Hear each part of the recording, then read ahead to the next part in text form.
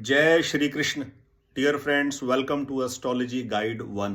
आज बात करेंगे राहु की महादशा में केतु की अंतर्दशा का प्रभाव कैसा रहता है।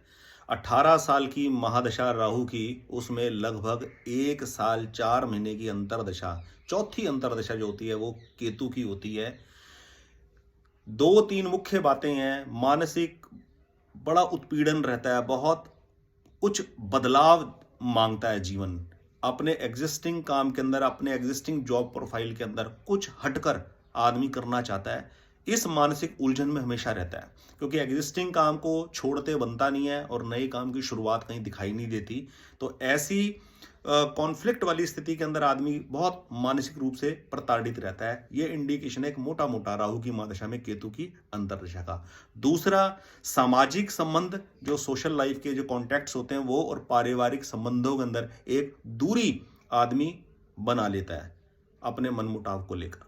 संबंधों के अंदर संबंध विच्छेद होता है, मानसिक उत्पीड़न होता है काम को लेकर, काम के अंदर मन नहीं लगता, कोई नई शुरुआत करना चाहते हैं। और तीसरा, आदमी अपनी मनचाही जिंदगी को पाने के लिए कुछ रहस्यमय विद्याएं, यानी कि कोई भी ऐसे जिसको कहा जाए अंधविश्वास, पाखंड, आध्यात्मिक विद्या के नाम पर कुछ ऐसे शॉर्टकट्स, उनको अपनाकर आदमी जल्दी सफल होने के चक्कर में कहीं ना कहीं फंसने का उसका चांस रहता है।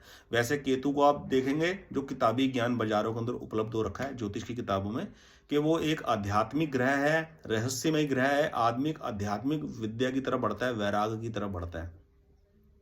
मैं आपको कहूंगा राहु की महादशा में, केतु की अंतर्दशा में आदमी वैराग की तरफ नहीं बढ़ता, आदमी अंधविश्वास और पाखंड की तरफ बढ़ता है।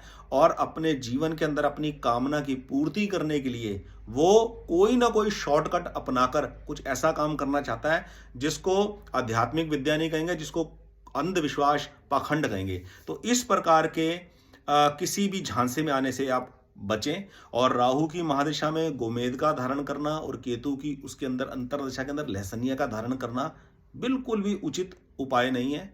इस प्रकार रतन धारण ना करें। रतन जन्म कुंडली के अंदर केवल और केवल लग्नेश का, चौथे भाव का स्वामी सुखेश का, 9वें भाव के स्वामी नवमेश का, 10वें भाव का स्वामी कर्मेश का, केवल इन 4 भावों के ही रतन धारण किए जाते हैं।